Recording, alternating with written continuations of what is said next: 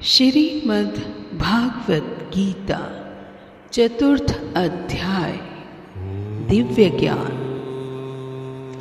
कर्मयोग तृतीय अध्याय था। उसमें दो बातें मुख्य हैं। कौन कौन सी? नंबर 1 कर्तव्य कर्मों का आचरण और नंबर 2 कर्तव्य कर्मों के विषय में विशेष जानकारी।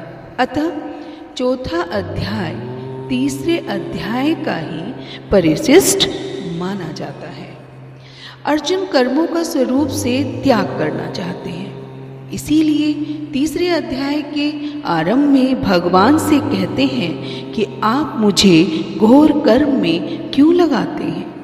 अतः तीसरे अध्याय में तो भगवान अनेक प्रकार से कर्तव्य कर्मों के आचरण की आवश्यकता पर और साथ ही कर्म योग को समझाने की तात्विक बातें भी कहते हैं। परंतु इस चौथे अध्याय में कर्मयोग की तात्विक बातों को समझने पर विशेष जोर देते हुए कर्तव्य कर्मों का पालन करना आवश्यक बताते हैं। अतः यह है तात्पर्य कि तीसरे और चौथे अध्याय दोनों ही अध्यायों में उपयुक्त दोनों बातें कही गई हैं, किंतु तीसरे अध्याय में कर्तव्य कर्मों के आचरण की बात मुख्य है और चौथे अध्याय में कर्तव्य कर्मों के विषय में समझ या जानकारी की बात मुख्य है। प्रथम श्लोक चतुर्थ अध्याय दिव्य ज्ञान। श्री भगवान वाच इमं विवस्वते योगम प्रोक्तवान अहम अव्ययम् विवस्वान मनवे प्राहे मनु इक्ष्वाक्वे अब्रवीत। श्री भगवान उवाच यानी श्री भगवान ने कहा, इमम इस विवस्वते सूर्यदेव को योगम परमेश्वर के साथ अपने संबंध की विद्या को प्रोक्तवान उपदेश दिया, अहम मैंने अव्ययम अमर विवस्वान यानी सूर्यदेव का नाम है। मनवे मनुष्यों के पिता वैवस्वत से प्राह कहा, मनु मनुष्यों के पिता ने इक्ष्वाक्वे राजा इक्ष्वाकु से अब्रवीत कहा। भगवान श्री कृष्ण ने कहा, मैंने इस अमर योग विद्या का उपदेश सूर्यदेव विवस्वान को दिया और विवस्वान ने मनुष्यों के पिता मनु को उपदेश दिया और मनु ने इसका उपदेश इक्ष्वाकु को दिया।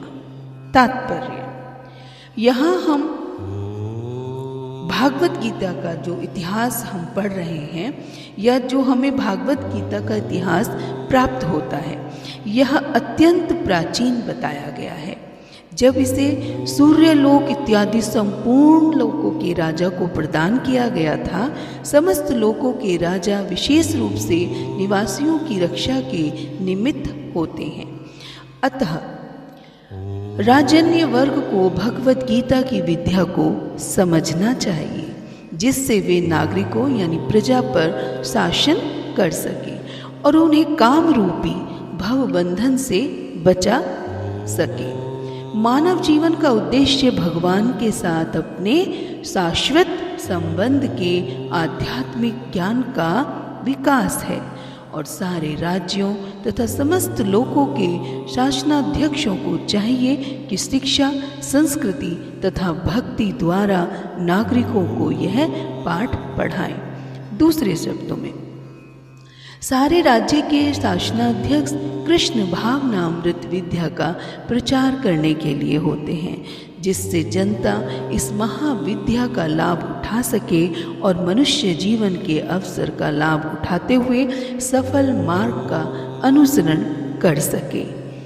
इस मनवंतर में सूर्यदेव विवस्वान कहलाता है, यानी सूर्य का राजा, जो सौर मंडल के अंतर्गत समस्त ग्रहों यानी लोकों का उद्गम है।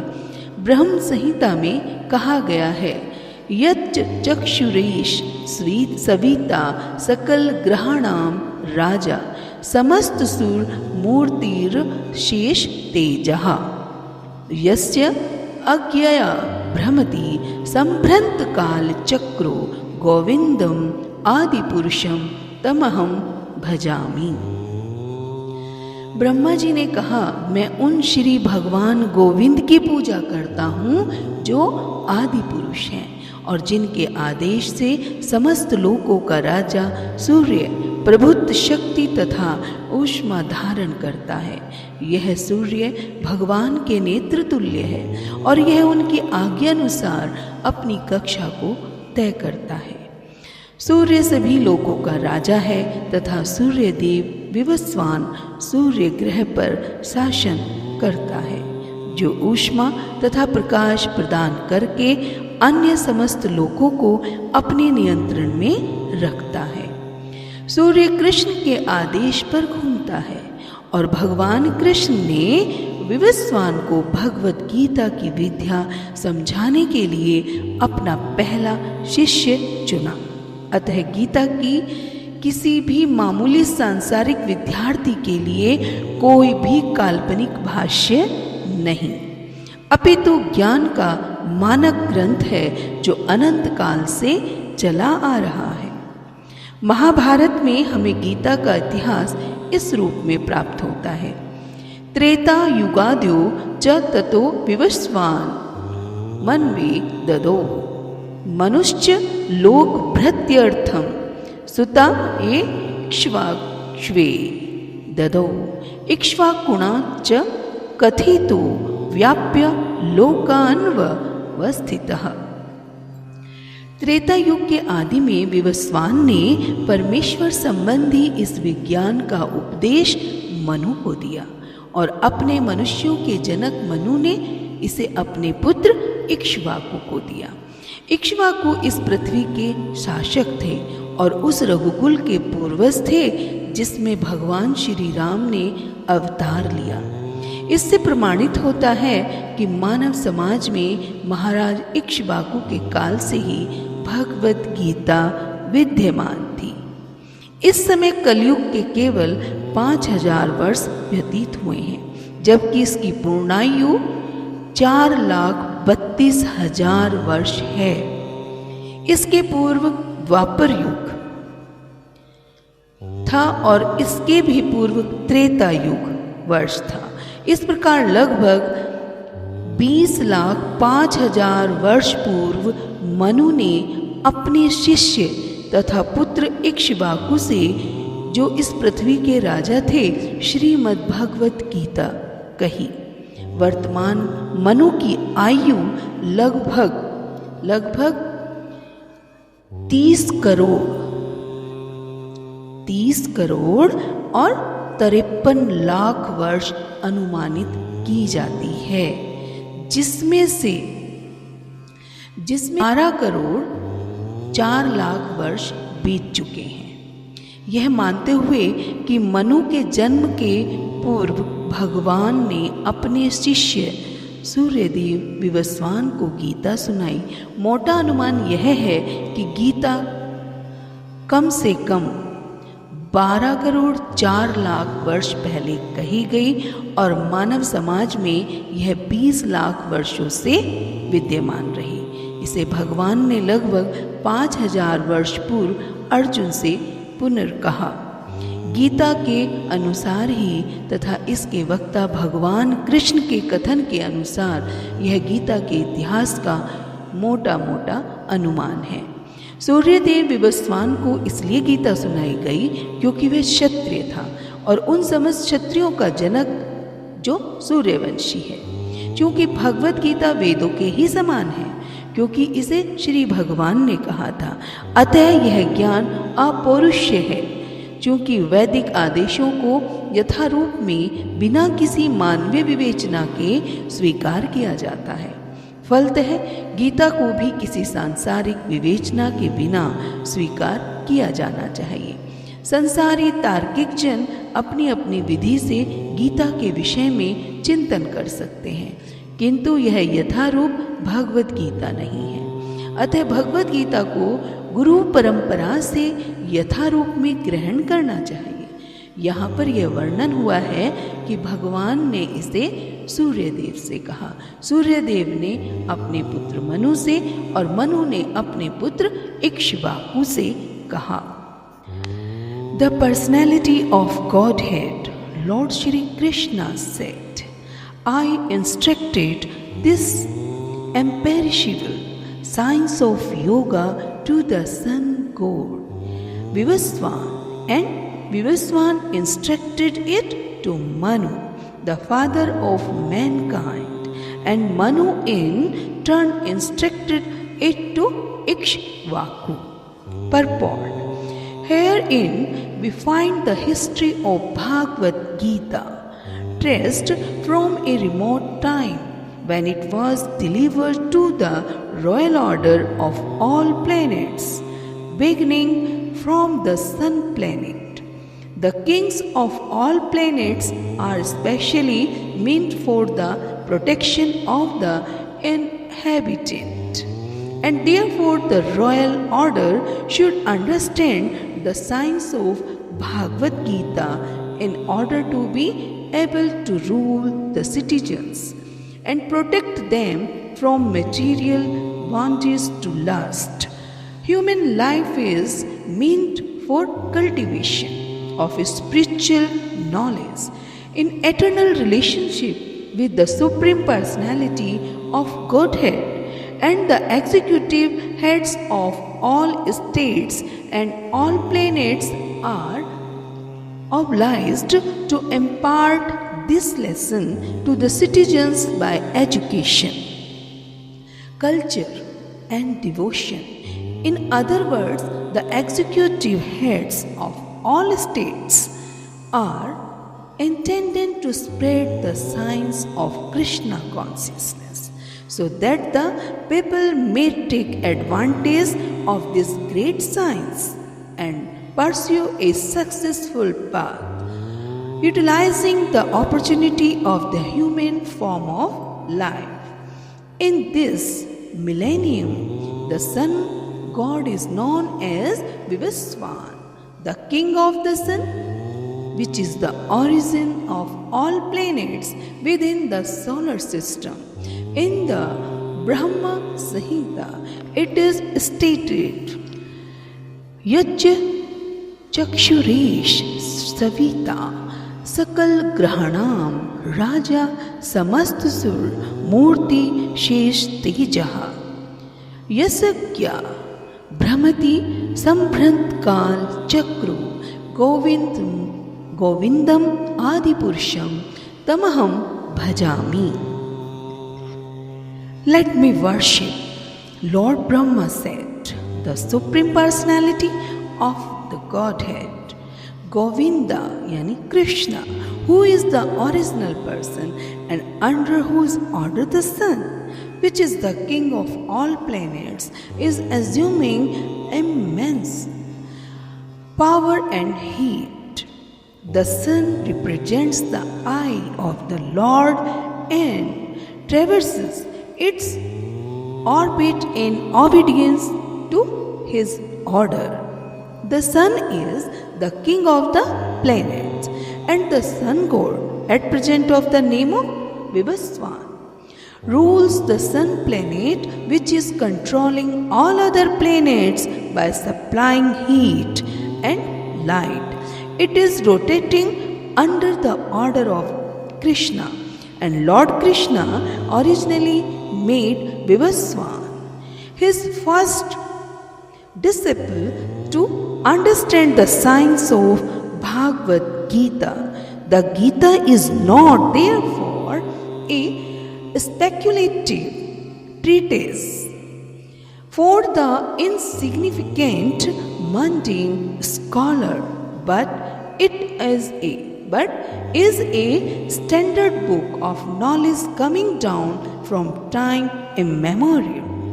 In the Mahabharata Shanti Parva, we can trace out the history of the Gita as follows. त्रेतायुगादौ च ततो विवस्वानमवे ददौ मनुश्च लोकभृत्यर्थं सुतायश्च इक्ष्वाकवे ददौ इक्ष्वाकुणा च कथितो व्याप्य लोकान् वस्तितः. In the beginning of the millennium known as Treta Yuga, this science of the relationship with the Supreme was delivered by Vivaswan to Manu. Being the father of mankind, gave it to his son Maharaja Ikshvaku, the king of this earth, planet and forefather of the Raghu dynasty, as in which Lord Ramchandra appeared. Therefore, Bhagavad Gita existed in human society from the time of Maharaja Ikshvaku. At the present moment, we have just passed through 5,000 years of the Kali Yuga, which lasts 432,000 years. Before this, there was Kali Yuga, which lasts 432,000 years. Before this, there was Dwapar Yuga, 800,000 years. And before that, there was Treta Yuga, 1,200,000 years. Thus, 20,05,000 years ago, Manu spoke of this planet Earth. Manu spoke the Bhagavad Gita to his disciple and son Maharaja Ikshvaku, the king of this planet Earth. The age of the current Manu is calculated to last some 30 crore 53 lakh years, of which 12 crore 4 lakh have passed. Accepting that before the birth of Manu, the Gita was spoken by the Lord to his disciple, the sun god Vivaswan. A rough estimate is that the Gita was spoken at least 12 crore 4 lakh years ago, and in human society it has been extant for 2 million years. It was re-spoken by the Lord again to Arjuna about 5,000 years ago. That is the rough estimate of the history of the Gita. According to the Gita itself and according to the version of the speaker, Lord Shri Krishna, it was spoken to the sun god Vivaswan, because he is also a Kshatriya and is the father of all Kshatriyas who are descendant of the sun god or the Suryavanshi Kshatriya. Because Bhagavad Gita is as good as the Vedas, being spoken by the Supreme Personality of Godhead. This knowledge is a Purusha, superhuman. Since the Vedic instructions are accepted as they are, without human interpretations, the Gita must therefore be accepted without mundane interpretation. The mundane wrangler may speculate on the Gita in their own ways, but that is not Bhagavad Gita as it is. Therefore, Bhagavad Gita has to be accepted as it is from the disciplic succession And it is described herein that the Lord spoke to the Sun God. The Sun God spoke to his son Manu, and Manu spoke to his son Ikshvaku. Shrimad Bhagavad Gita.